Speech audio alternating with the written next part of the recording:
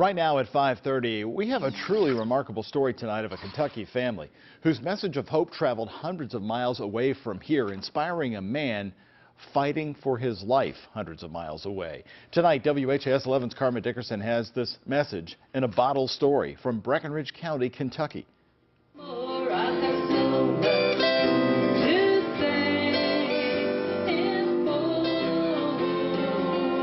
The spirit of Gary Stevenson lives on at Emmanuel Fellowship Church. The former Harnett, Kentucky pastor left behind a legacy of humility and faith in God that looms large in the hearts of his wife and 3 children. He was kind of our mentor, and growing up in life, you did it the right way or you just didn't do it at all. When Brother Gary, as they called him in church, was diagnosed with lung cancer in January of 2010, they were worried. But a year later, it looked as if he had beaten the disease. So his loved ones were stunned when January 29th of last year, after spending the day at church with his family, the 63-year-old suddenly died. The blood filled his lungs, and once it started, 5 minutes, it was over. He was gone. Having lost the pastor with no warning, his friends and loved ones found a special way to say goodbye, releasing balloons with Bible verses. This year, on the first anniversary of his death, they again gathered in front of Brother Gary's final resting place, right next to the church, for another balloon release. This time, we just put a message that it was, in memory of Brother Gary.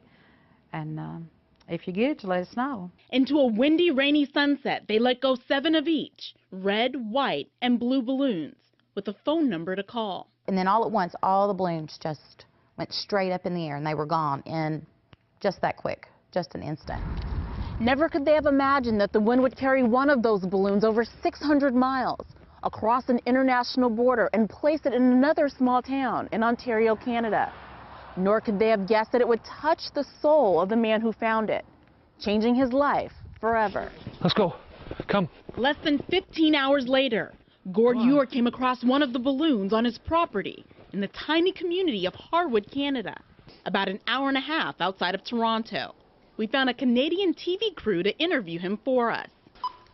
There is the picture of me with the balloon down at the pond, basically the moment after I found the balloon. That's really as far as I thought the story was going to go. But by the end of his call to the Stevensons the next morning, when he said that he had found a white balloon in Ontario, Canada, I was just thrilled. My knees got weak. It was clear their story would go so much further. And then he said, I'm fighting cancer too. I mean, I thought, oh my goodness, God's all over this. The wildlife specialist has been battling non-Hodgkin's lymphoma for over 6 years, undergoing chemo and radiation treatment. He's now in a maintenance stage, hoping his cancer doesn't come back. But the 47-year-old has found comfort in the message from Kentucky. Now I kind of look at the balloon as a bit of a sign from above. The Stevensons don't doubt God's role in this story.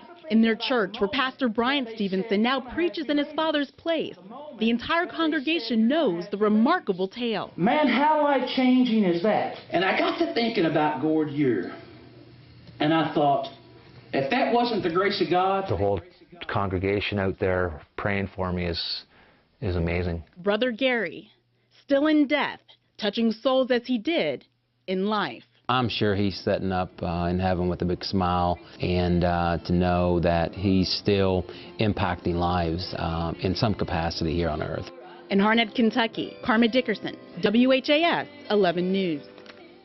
And the Stevensons have stayed in touch with Gord Ewer over the past few weeks. They plan to fly him to Harnett, Kentucky to visit, and he tells us that he can't wait for that.